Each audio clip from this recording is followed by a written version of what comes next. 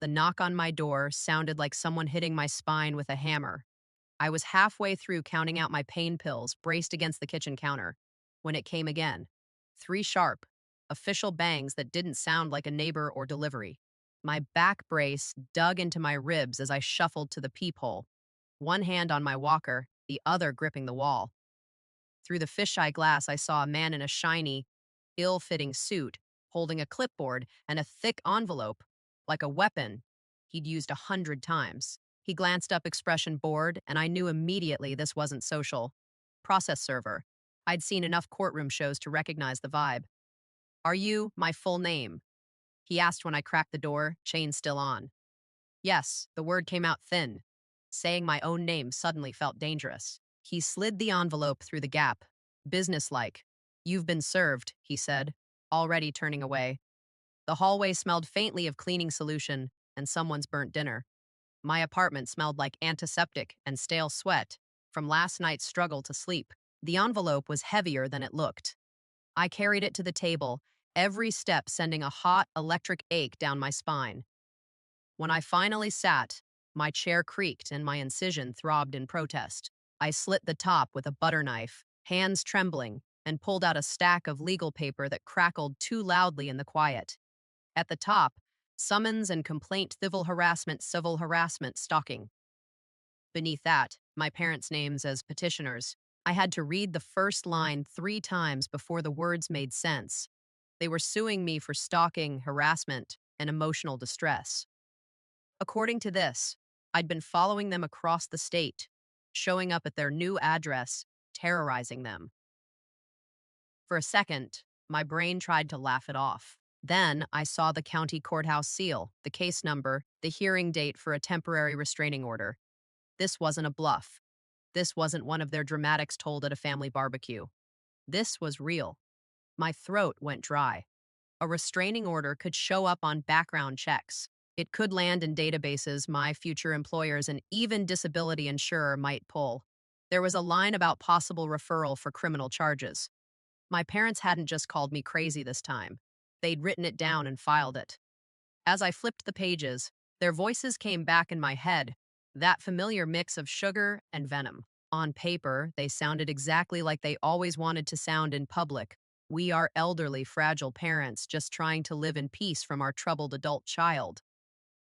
They described me as unstable, obsessed, refusing to accept no contact. They claimed I'd shown up at their new house multiple times, sat outside in my car for hours, followed them to stores, harassed their neighbors. I haven't even been allowed to drive since surgery, I thought. I can barely make it from my bed to the bathroom. There was a printed screenshot of a text message, allegedly from my number, highlighted in yellow. You can't hide from me, it read. My stomach flipped. I did not remember ever sending that. The timestamp was during the week I was in the hospital, doped up and barely conscious, nurses waking me every few hours to check my vitals. The further I read, the more detached I became, like I was floating above myself watching some other person's life implode. Their affidavit referenced a prior police report I'd never heard of, where they'd apparently reported my ongoing stalking behavior. They mentioned an address in a town I'd never visited in my life as if it were common knowledge that I'd been lurking on their street. A dull ringing started in my ears. Outwardly, I kept my face blank, forcing each breath to stay even. Inwardly, my mind was racing through every conversation. Every time I'd tried to set a boundary and been called dramatic, ungrateful, unstable, they had been rehearsing this role helpless victims of their dangerous daughter for years. Now they'd finally put it into the one place that always believed them: official paperwork. The last page was a separate notice, a temporary restraining order hearing already scheduled for next week. If I didn't show up, the judge could make it permanent by default. In bold print, there was a warning. Failure to appear may result in orders that affect your employment, housing, and benefits. Under that, in smaller font, a note I'd never noticed on TV dramas. Some restraining orders are entered into state and federal databases used by law enforcement and certain agencies. My heart stuttered. This thing could follow me for years. Every time someone ran my name, When I called the number listed for information, a tired sounding clerk confirmed the date and said, almost offhand, if they get this granted, it can pop up on some background checks. You'll want to respond. I stared at the date again, doing the math between now and the hearing. 7 days. 7 days to prove I hadn't been stalking anyone when I literally couldn't walk. As I hung up, one question hammered in my head louder than the pain in my back. How did they convince a court I'd been chasing them around the state while I was lying flat in a hospital bed? People always ask how a case like this even gets to court, like it came out of nowhere. It never does. It starts long before the first document is filed, in 100 little moments where you're taught that your parents' version of reality is more important than your own. I'm an only child, which in my house meant I was less a person and more a project. My parents picked my friends, my activities. When I got sick as a kid, they chose the doctors and treatments and spoke over me in appointments, answering questions directed at me as if I were still 5. By the time I was old enough to technically make my own decisions, they had already trained everyone around us to see me as sensitive and difficult, and themselves as the long-suffering heroes. Money and reputation were their favorite tools. In high school, whenever I hinted at studying art or psychology, my dad would laugh and say, "We're not paying for you to be broke." When college applications went out, he sat me down with a spreadsheet and said, "We'll only support you if you pick something practical, business or pre-law. Otherwise, you're on your own." At family gatherings, my mom would shake her head and tell my aunts, loud enough for me to hear, "We do everything for her, but she's just never satisfied." They loved the role of sacrificing parents of a difficult child at church, consoling each other in the lobby about how hard I made their lives. They learned early that systems believed parents over kids. When I tried to move out at 19, I was ecstatic to get approved for a tiny studio. 2 days later, the landlord called and, awkwardly, said he was withdrawing the offer.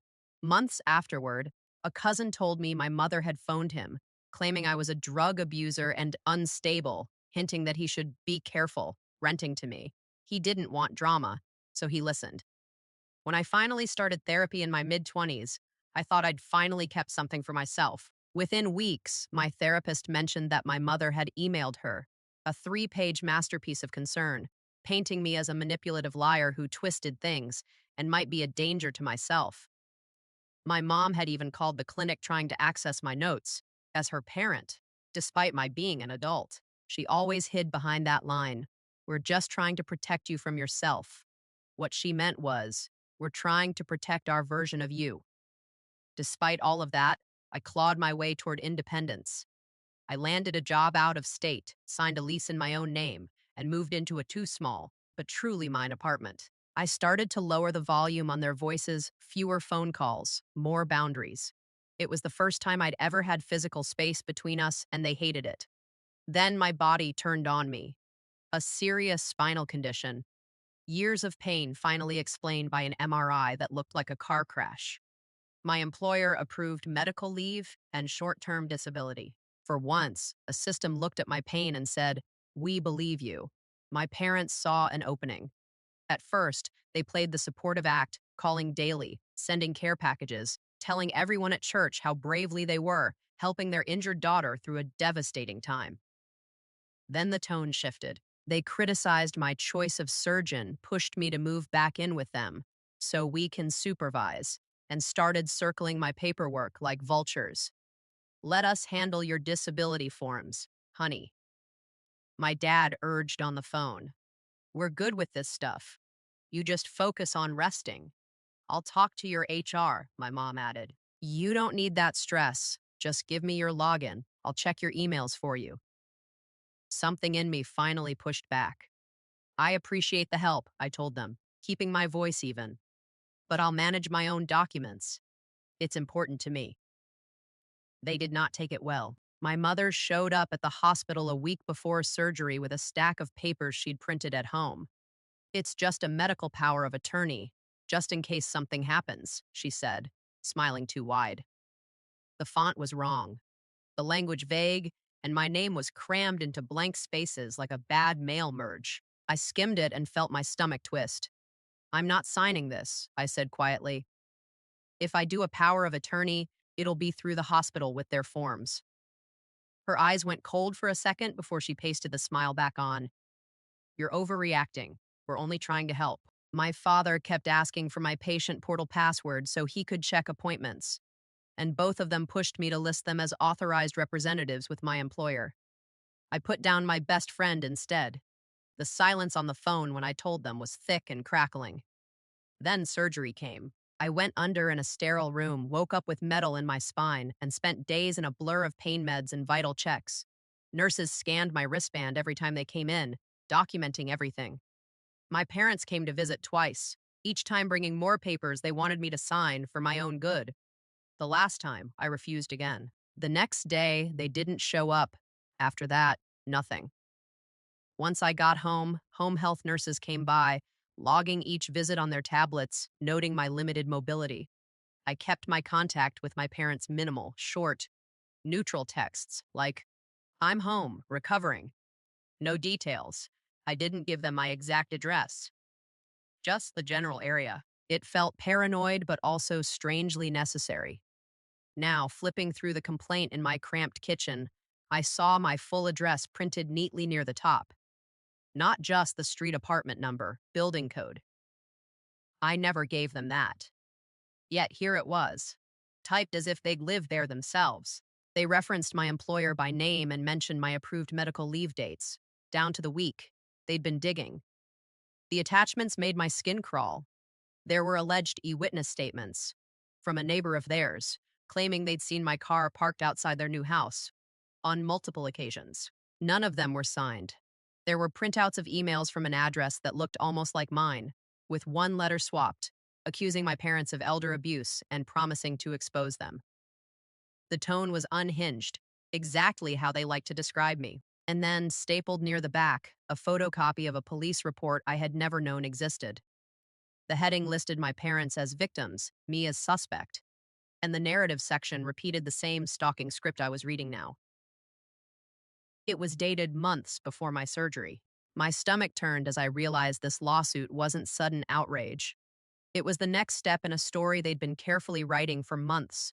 For a moment, I felt myself slipping into old patterns, wanting to cry, to call them and beg them to explain, to ask what I'd done wrong this time. Instead, I took a slow breath and reached for my phone.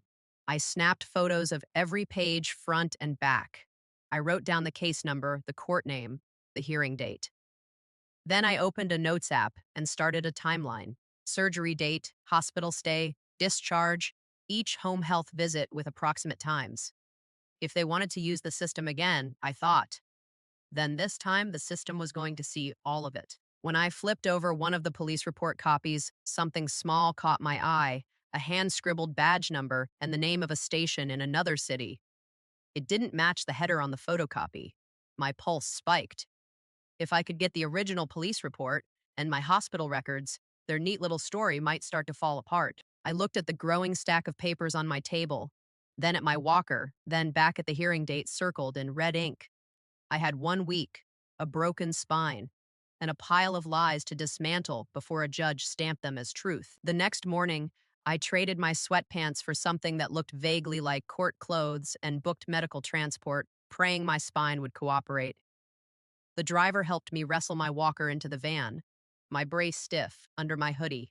As we pulled away from my apartment, I watched my building shrink in the side mirror and tried not to think about how I was leaving the safety of my own four walls to walk into the same systems my parents had just weaponized.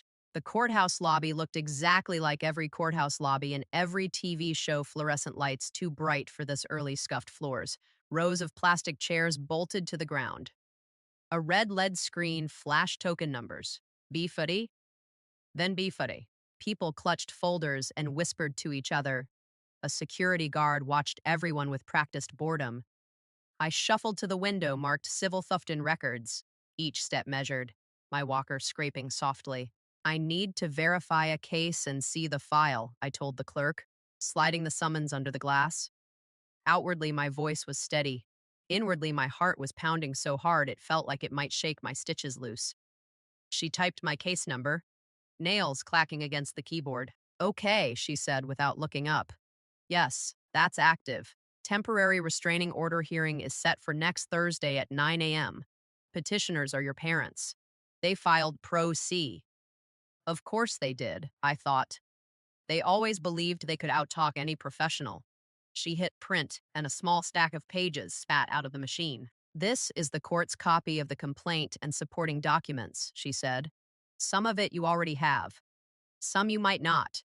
If you want to respond in writing, you'll need this. She reached under the counter and slid a blank form towards me. Response to civil harassment restraining order printed across the top. She pointed at a line. You need to file it at least one court day before the hearing. I took the form, staring at the boxes where I was supposed to defend my existence in a few hundred words. Then I flipped through the official complaint packet. There were extra pages I hadn't seen at home, an expanded sworn declaration where my parents described in loving detail how I had appeared outside their house on specific dates. My eyes locked on those dates. Two of them were during my inpatient stay dates. I remembered only because nurses had woken me 4 times a night to check my blood pressure. They also attached a grainy screenshot of a car they claimed was mine, parked on their street. The timestamp on the photo matched one of those hospital days almost to the hour. They also submitted a prior police incident report to support their request. The clerk added casually, pointing to the last pages. Of course they had. The photocopy I'd seen at home glared up at me with the police department logo from the courthouse. My next stop was the police station listed on that report. The exterior was bland brick and tinted windows. The interior, all gray tile and bulletin boards about neighborhood watch meetings. I approached the front desk, handed over the incident number from the attachment, and asked for a copy under public records. My voice wobbled only slightly on the words, I'm the listed suspect. The records officer, a middle-aged man with deep lines around his eyes, tapped at his terminal. As he read, his brow creased. He printed the report and slid it through a slot in the glass. This is the one, he said. I read quickly. According to the narrative, my parents had called 3 months ago, claiming I'd trespassed at their new address, banged on their door, and threatened them. The officer's note at the bottom was what stopped me cold. Subject not located. Alleged suspect left scene before officers arrived. Nowhere did it say they'd seen me. Nowhere did it say anyone had confirmed it was me at all. Do you have any dash cam or body cam footage from that call? I asked, surprising myself with how practical I sounded. Or CAD logs? Anything that shows the timing? He nodded. We keep call logs and unit histories. Video depends on the responding unit, but you can request whatever exists. It's a separate public records form. A younger officer, standing a few feet away, stapling something, glanced over. If you were somewhere else when that supposedly happened, he said, lowering his voice, get proof. Judges like timelines, hospital records, if you've got them. I blinked. I was in surgery a lot of the time they're talking about, or flat in a hospital bed. He leaned closer, still respectful of the boundary of the counter. Our system logs the exact times of 20 calls. Dispatch, arrival, everything. GPS on the car, notes in the computer. If no one actually saw you and you've got medical records that say you couldn't physically be there, that matters. You can also do a counterstatement on the same incident number, put your side in writing, attach your documents. That way, if a judge or another agency pulls it, your version is in the file too. For the first time since opening the envelope, I felt something other than dread. It wasn't hope exactly, but it was a direction. So if I request the full call log and whatever video exists, I said slowly, and then get certified records from my hospital and home health, that could show I couldn't have done what they're claiming. He nodded. Exactly. Dates, times, locations, paper against paper. Back at the courthouse, I stopped again at the civil window to ask one more question. Is the restraining order in effect right now? I asked. Or only if the judge grants it at the hearing? She clicked through a different screen. There's a temporary order issued pending hearing, she said. That means technically, you're supposed to follow the terms until the judge decides. You've been ordered to stay a certain distance away, not contact them. If you violate it before the hearing, that's an issue. My mouth went dry, even though I wasn't served that part yet. She shrugged, sympathetic but matter of fact. Service can be messy, but it's in the system. If an officer runs your name in their county and sees this, they'll enforce what's there. If the judge grants a full order next week, it'll likely be entered into state databases. Reversing that later is possible, but it's harder and takes longer. Panic pushed against my ribs. On paper, I was already the dangerous one, the problem to be managed. The part of me that had been trained for years to accept their narrative wanted to curl up and disappear. Instead, I gripped the handle of my walker until my knuckles ached and forced myself to think in bullet points. As soon as I got back into the transport van, I opened my phone and started a checklist. Same day, submit a formal public records request for the full police call logs, any dash cam or body cam, CAD records, anything tied to that incident number. Call my hospital's medical records department and request certified records that showed my admission and discharge dates, and ideally notes about my mobility restrictions. Email my home health agency asking for a letter confirming their visit logs and my non-ambulatory status during the weeks my parents claimed I was driving across the state to terrorize them. If they wanted to play games with dates and signatures, I thought, then I would beat them with timestamps and GPS coordinates. As we pulled away from the courthouse, my phone buzzed again. An email notification slid down from the top of the screen. Subject line: Inquiry received Thuvendeitin allegations of misconduct and harassment.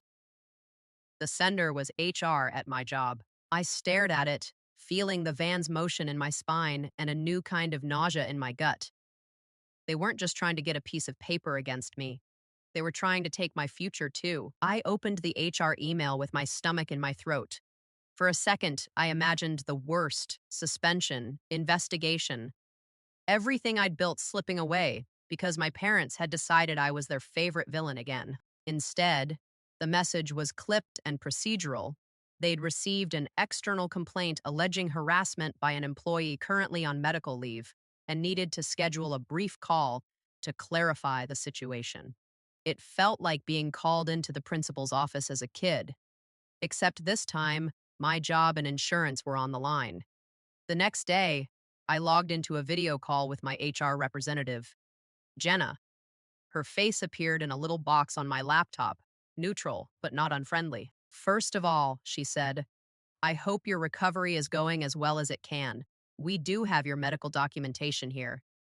Then she got to the point. My parents had emailed her directly, attaching copies of their complaint and claiming I was harassing them, asking the company to intervene and even reconsider my employment.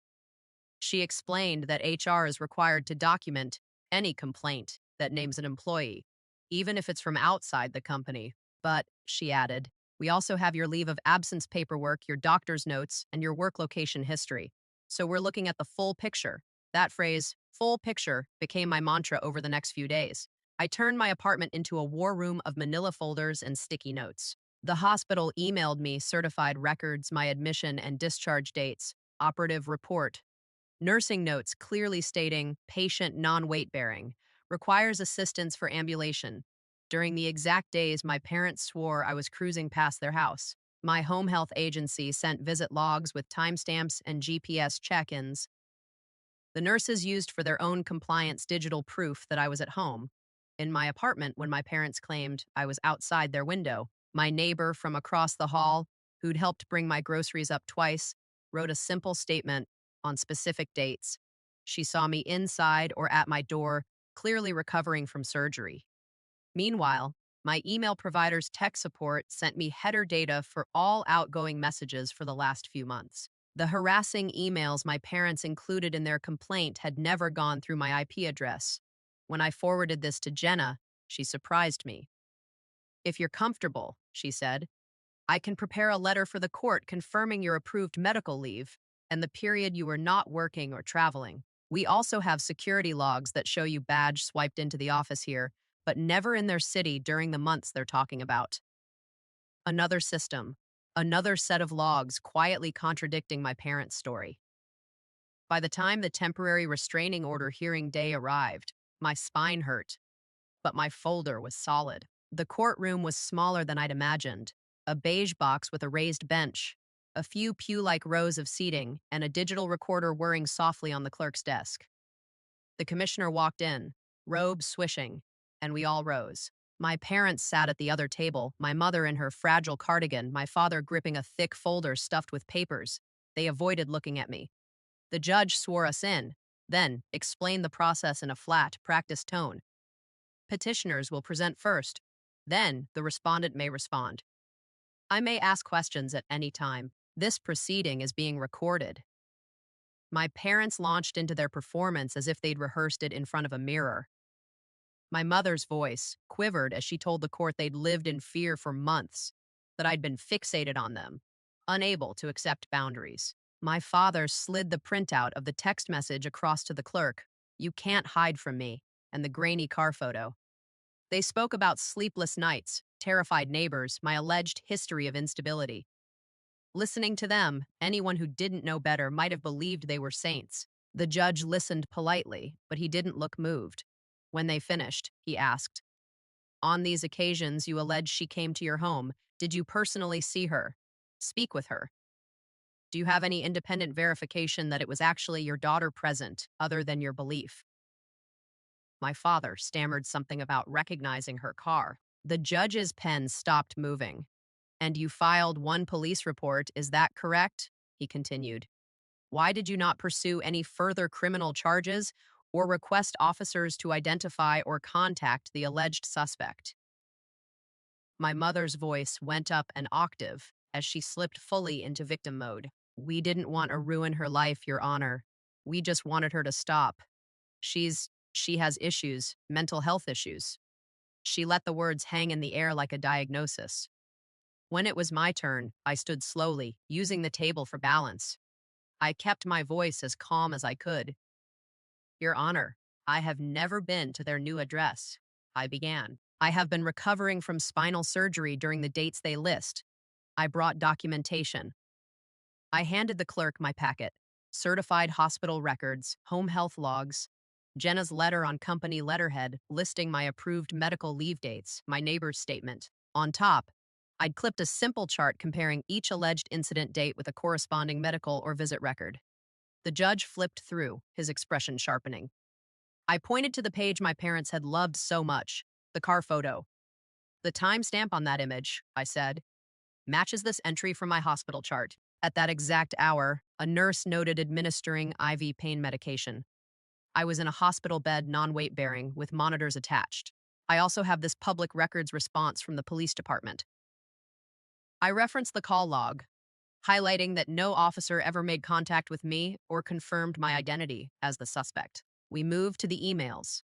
I explained that my provider had given me metadata showing the supposed harassing emails did not originate from my IP or account. Then I slid in one more detail I'd almost missed. The handwritten notes on my parents' photocopied police report didn't appear on the official copy I'd obtained. It looks like they annotated the report themselves, I said carefully, and then attached that altered version to their petition. For a long moment, the only sound was the shuffle of paper. The judge went back and forth between their affidavits and my exhibits. Finally, he took off his glasses and looked directly at my parents. Miss Dorr and Mrs. Last name, he said slowly. Your sworn statements list incident dates that overlap exactly with hospital records, showing your daughter was admitted and not ambulatory. Your photo evidence does not establish her identity. The emails you provided cannot be traced to her account. And the copy of the police report you submitted contains handwritten notations that do not appear in the official record. He let that hang there. This appears to be a misuse of the court's harassment process. My mother's face flushed red. My father opened his mouth, then closed it. For once, there was no story ready. Accordingly, the judge continued, his tone now clipped. The court denies the request for a restraining order. The civil harassment case is provisionally dismissed, subject to further review. I am also noting on the record that there is evidence suggesting possible false statements under penalty of perjury. He turned to the clerk. Please forward a copy of the file and today's recording to the court's fraud review unit and the district attorney's office for any action they deem appropriate. In that moment, something shifted. The same system my parents had always counted on to accept their version without question had looked up from the paper and actually read it. And for once, the paper didn't bend to them. After the hearing, Jenna emailed me a copy of the minute order. We're closing the inquiry on our end, she wrote. We've archived your parents' complaints with a note about the court's findings. This will not impact your employment or record here. Standing in the courthouse hallway, leaning on my walker, I felt relief flood my body so hard it made me dizzy. But underneath it was a cold, heavy grief. My own parents had walked into a courtroom, sworn under oath, and risked criminal charges just to paint me as a danger. On the way home, I stopped at the police station and filed a formal written complaint about the false report and the fabricated stalking allegations, attaching a copy of the court's order. I also booked an initial consult with a lawyer to talk about malicious prosecution and abuse of process, even if I wasn't sure I'd follow through yet. One thing, though, was suddenly crystal clear. If they wanted no contact, I was finally ready to give it to them. Legally, permanently, and entirely on my terms. Back home, the apartment felt smaller but quieter, like someone had finally turned down a constant background noise I hadn't noticed until it stopped. Evening light slid in through the blinds, striping the walls. My pain meds were lined up on the counter. My brace loosened so I could breathe a little deeper. On my laptop screen, the dismissals and referrals were just lines of text-minute orders, PDFs, and email from HR. But to me, they felt like a shield made of pixels and ink. I kept thinking about how long my parents had relied on one simple assumption, that no one would ever look past their curated story. For years, they'd controlled the narrative in living rooms and church halls, spinning themselves as martyrs and me as the problem child. This time, for once, someone else had read the script and asked to see the footnotes. What I learned is that paper itself isn't evil. It's neutral. It can be a weapon or a boundary. They chose police reports, emails, and court forms to brand me as dangerous. I chose hospital charts, visit logs, IP records, and official letters to quietly tell the truth. Same ink, different intent. I started reinforcing my own boundaries with the same tools. I changed every password I had, added two-factor authentication, and set fraud alerts on my credit reports. I emailed my doctor, home health agency, and HR and put it in writing. No one, especially not my parents, was authorized to get information about me without my direct, written consent. I updated emergency contacts and advance directives, replacing family with friends who had actually shown up. Then I blocked my parents' numbers and emails. To the few mutual relatives who asked, I said, I'm not discussing legal stuff. But if you hear anything wild about me, assume it's them. The loneliness didn't vanish. There were nights I stared at the ceiling and felt the familiar ache that had nothing to do with my spine, but underneath it was a new kind of calm. I might still be recovering from surgery, but I wasn't lying flat for them to walk over anymore. On my shelf, I made a slim folder labeled simply Documents.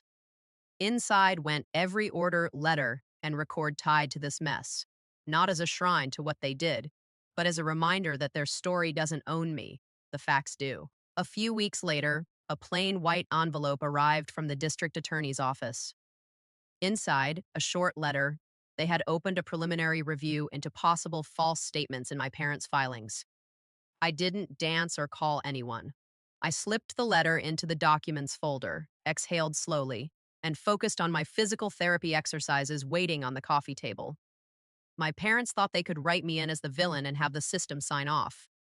Instead, the same paper they weaponized ended up documenting who they really are. If you've ever dealt with toxic parents, relatives, or bosses who tried to use the system against you, remember this. Documents can stand on your side too, not just theirs. If you like these kinds of justice stories, make sure you subscribe so you don't miss the next one. And in the comments, tell me which country you're watching from and whether you've ever faced this kind of legal or paper-based abuse in your family or workplace. I'd like to hear your story.